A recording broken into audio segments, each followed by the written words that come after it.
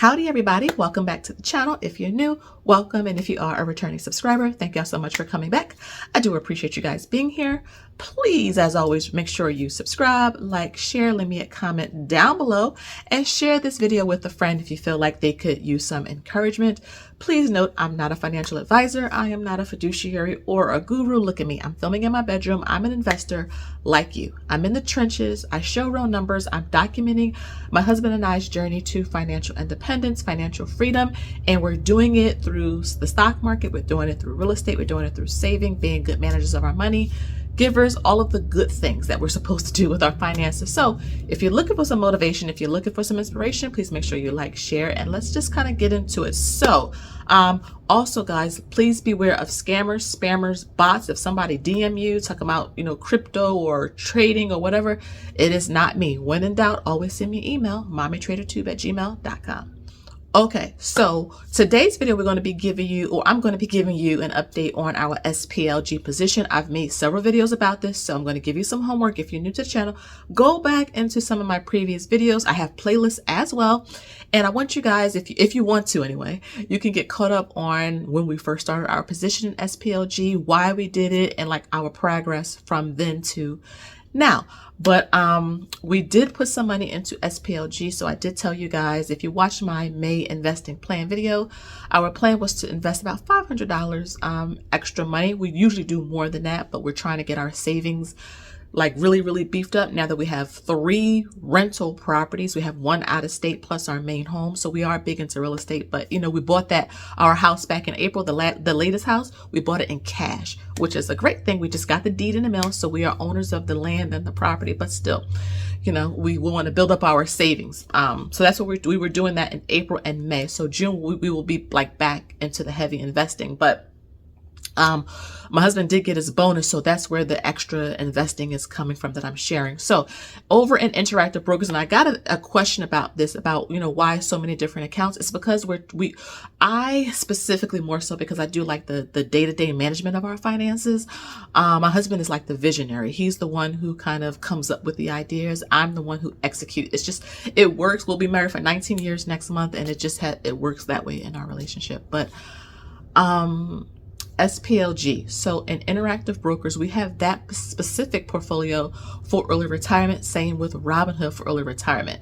I did open up a taxable brokerage in Fidelity. I used to have money in M1 Finance. I did transfer that money. That transfer is complete. I've been talking about it for a few weeks. If you have under $10,000 in a M1 account, they will start to charge you a $3 monthly fee, which I did not want to have to pay. I was using M1 for the investing challenge. And by the way, our pick is VTI. That's what you all voted on. Okay. It's that pick for the quarter. It's to help you build your share sizes up. I have an investing challenge playlist for a reason. So you can go back and watch the first video almost 4 years ago of me introducing this challenge. And don't forget to grab your books. Information is always in the description box.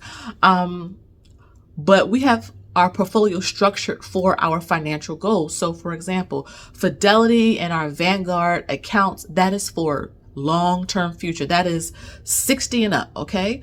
But I don't want to work. My husband and I don't want to have to worry about working until 60. So what are we going to use? What accounts are we going to prioritize and be able to access without the IRS saying, hold on, you're not 59 and a half yet. So what you're going to do? So we are using Robinhood. That is going to be the first portfolio we are going to touch when we hit our early retirement years. Okay. Interactive Brokers will be the second portfolio that has more growth in it. So Robinhood is built for more income, and that's why we're trying to get that up. Interactive Brokers is like income and a lot of growth in that. Okay. And then the M1 money we put over in the Fidelity taxable account over there, that is going to be the third account we're going to access for early retirement. And then of course we'll have other income sources for early retirement, like the rental income. Again, we have 3 properties now, side businesses, MT, and all of the things that go along with that. My husband's side business. So just wanted to give you guys a quick summary because I've been getting this question about, why not just put everything in Fidelity? No, in my mind, I have to have, that is long-term future. That is 60 and above. But, I'm 39. So I have a long time until 60, 21 years. And if I don't have to work and wait that long, I don't want to, and neither does my husband. So let's, you'll see SPLG and our Robinhood account first up on your screen. So I think we have about 6,000 and some change there. The market is open at the recording of this video, so this number can and probably will change. It depends.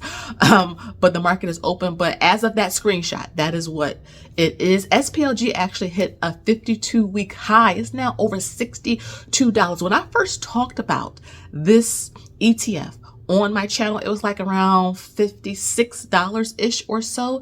And one of the reasons why I prefer SPLG over VOO. Now, keep in mind, VOO is a GOAT. It is amazing. I view it, the analogy that I had in my mind was, about coffee, right? We like Starbucks, we like Dunkin', we like whatever, okay? But when you peel back all of the fluff, it's just coffee, right? Well, it's the same way with your S&P 500 funds. There's a ton of them. There's VOO, there's SPLG, there's FXAIX, there's a bunch of them. The SPY, QQQ, there's a bunch of them, okay? But when you peel back all of the extra, it just tracks the S&P 500 index. And so it really doesn't matter which one you invest in, the performance or the return will be the same. One reason why I prefer SPLG over VOO is just the psychological piece. I prefer to see more shares, right? Because if you look at VOO, about $485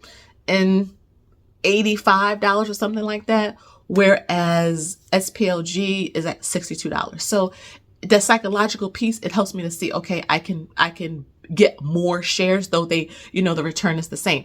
Also, keep in mind, guys, that another reason that I do like, it's easy to buy a whole share. So certain brokers will not allow you to buy fractional shares, right? So here's a great example. Vanguard will only allow you to buy fractional shares of their ETFs. So if you have a Vanguard account and you're trying to buy SCHD, you're trying to buy JEPI, you're trying to buy QILD, SPYI, whatever, they will only allow you to buy whole shares. So that's a really important piece of it. And that's why I think I like SPLG, is if I have a couple of dollars left over from my grocery budget, I can throw it in SPLG, $30, and not have to worry about, oh my goodness, I don't have enough for a whole share, okay? But keep in mind, they both trade the same, SPLG and VOO, the same returns. They both pay a dividend. It's just about preference. Like I said, with the analogy, Starbucks or Dunkin', when you peel all the fluff back, it's just coffee, right? And it's good coffee. So you saw the Robinhood position. If I flip over to Interactive Brokers, you're going to see that we have about 150 shares there. So I think total now we have 250 shares of SPLG, over $15,000 worth, which is pretty awesome. Again, it's been going up. I think VOO and SPLG year to date, almost 12%. You'll see the screenshots up on your screen, but again, it's just a testament to why you continue to dollar cost average. Look at the inflation report that just came out, with the CPI report, right? It looks like it's slowing down a little bit. I mean, it's still maybe high to us, but again, they're measuring how fast it's going up, and it looks like it's slowing down a little bit. And the market, all they need is a glimmer of hope, and the market will run, and we just reach new highs, right? So again, dollar cost average. I do not try to time the market.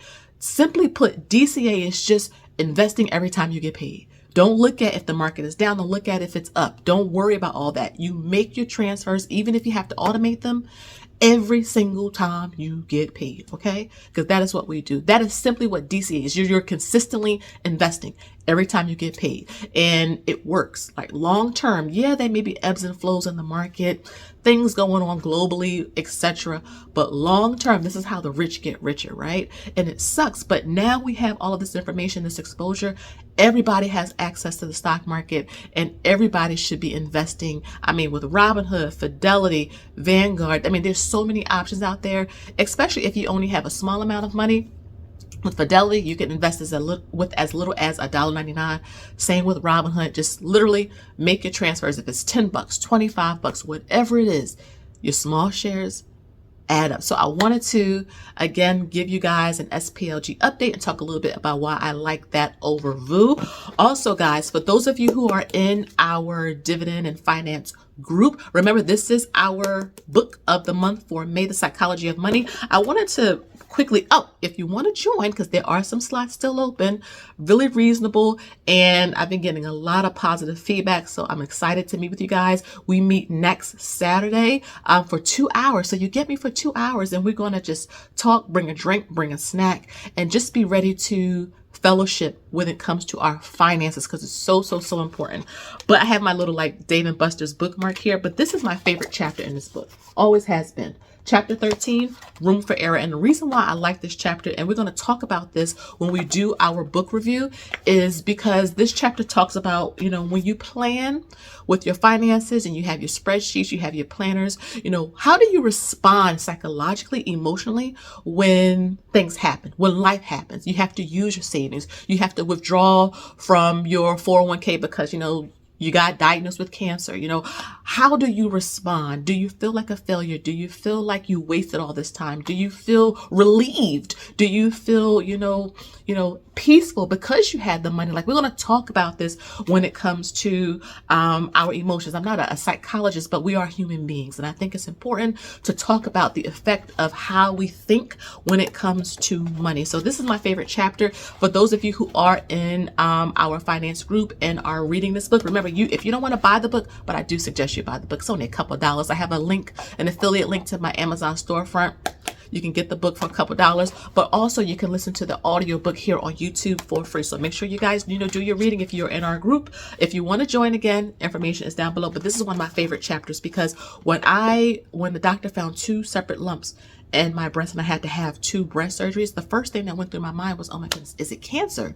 Right? And thank God it wasn't. But you know, if I had to take a 401k hardship withdrawal because, you know, couldn't work, my husband couldn't work because he has to care for me and the kids and all that, you know, would we feel like failures? And we were able to work through that. And I want to be able to share openly with you guys, like, a lot of the behind the scenes thinking in terms of why we approach our finances the way we do. So I'm excited for that group meeting. Okay, guys. And also, if you want your dividend books, you know, track those dividends because they're starting to come in, and you guys know how I feel about dividends. I did make these books. Shout out to all of you. I know there's hundreds of you that have these books. So thank you so much. I did create these books. You like how they look? And so we're going to get to financial freedom together. So again, guys, thank you guys so much for watching. Again, don't forget to like, share, and subscribe. Leave me a comment down below. Have you read The Psychology of Money? Are you a part of our finance and dividend group? We're going to read a book every month together. Also, those of you who are a part of our finance and dividend group, I am going to film a private video, and I'll send you all the private link to it because I want to share like some special guests. I'm going to have a giveaway and some fun things we're going to have in our private setting. Again, bring a drink, bring a snack. Let's get ready to fellowship when it comes to our money, because if we don't, we cannot expect the government to do it. We have to be the ones that kind of step in and make sure our future selves, you know, is taken care of. So again, guys, thank you so much. And until next time, I'll see y'all in the next one. Bye-bye.